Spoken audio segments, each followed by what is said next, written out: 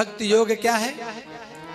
परमात्मा से प्राप्त करने के लिए, परमात्मा को प्रसन्न करने के लिए हमें उनकी अर्धांगिनी की शरण में जाना पड़ेगा, जिसे हम भक्ति कहते हैं।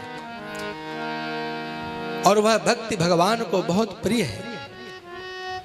अगर भगवान के प्रति आपको हृदय में राग उत्पन्न करना हो, भगवान से प्रेम करना हो, तो सबसे पहले संतों का आश्रय लेना चाहिए। उनके शरण में जाने से भगवान के वास्तविक स्वरूप का ज्ञान प्राप्त होता है। और जब आपको भगवान के वास्तविक स्वरूप का बोध होगा, अथवा साकार अथवा निराकार, जिस स्वरूप का बोध होगा, उसके प्रति हृदय में जिज्ञासा जगेगी। उन भगवान वासुदेव को प्राप्त करने के लिए भक्ति योग में जाना आवश्यक है। और जब आपके हृदय में भक्ति योग आएगा, हृदय में वैराग्य उत्पन्न होगा, ज्ञान आएगा और आपके मुक्ति का मार्ग प्रशस्त हो जाएगा। कहते हैं महाराज, अनेक प्रकार के कार्य हैं जीवन में, अनेक प्रकार के देवता हैं। आप हर देवता का अनुष्ठान करके तत्त फलों को प्राप्त कर सकते हैं, परंतु उन फलों को प्राप्त करने से क्या होगा? क्योंकि वह फल भी आपके जीवन में तब तक रहेंगे जब तक आपका बैंक बैलेंस है। जब वह परिपूर्ण होगा, वह सब नष्ट होगा। इसलिए कहते हैं कि उन परमात्मा की ही कथाओं को श्रवण करने का अपने हृदय में संकल्प करना चाहिए। उन्हीं के दिव्य चरित्रों का गान करना चाहिए। उन्हीं के दिव्य चरित्रों को सुन करके जो स्वरूप का आपने ध्यान किया, उसकी ही पूजा करनी चाहिए। तस्मादेके न मनसा भगवान सात्वतां पतिः श्रोतव्यः कीर्तितव्यश्च ध्येयः पूज्यश्च नित्यदा। उन्हीं भगवान का की कथाओं को सुनना चाहिए, उन्हीं का कीर्तन करना चाहिए, उन्हीं का ध्यान करना चाहिए और उन्हीं की मूर्ति का हमें पूजन करना चाहिए। एकाग्र मन से भक्तों के हृदय में निवास करने वाले अंतर्यामी भगवान श्री कृष्ण का सदा सर्वदा निश्चल मन से चिंतन, श्रवण, ध्यान, मनन, पूजन इत्यादि करते रहना चाहिए।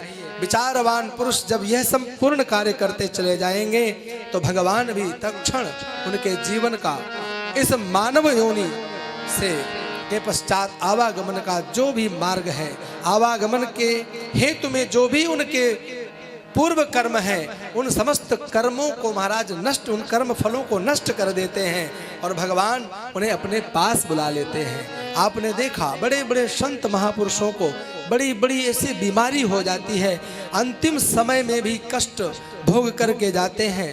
तो जो महाराज ऐसे लोग होते हैं जो बिल्कुल सत्संग नहीं करते हैं, जिन्होंने भगवान की कथाओं को नहीं सुना, संतों का संग नहीं किया है, उनको नहीं मालूम होता है।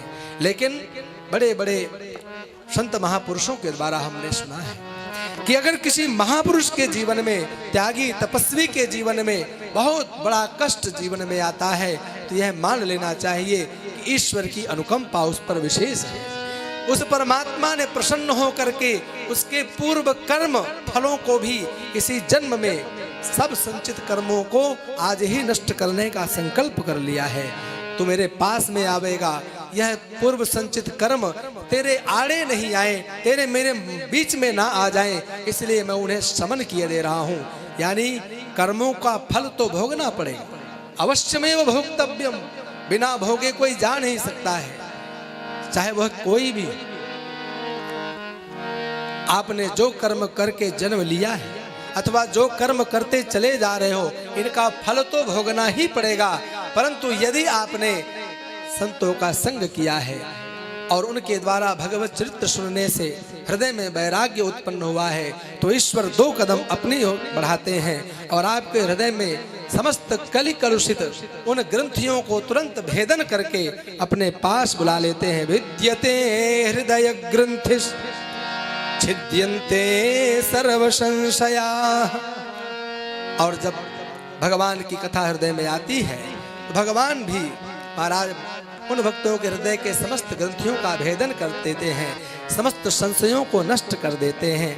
मनुष्यों का बंधन हेतु जो अहंकार होता है, मैं हूँ, मैं अमुक हूँ, मैं इतना धनवान हूँ, मैं सुंदर हूँ, अनेक प्रकार के महाराज जो अहंकार पालकर बैठे रहता है उससे उसकी निवृत्ति हो जाती है। कथा सुनने का संकल्प लेते ही संपूर्ण अशुभ वासनाएं भी नष्ट हो जाया करती हैं।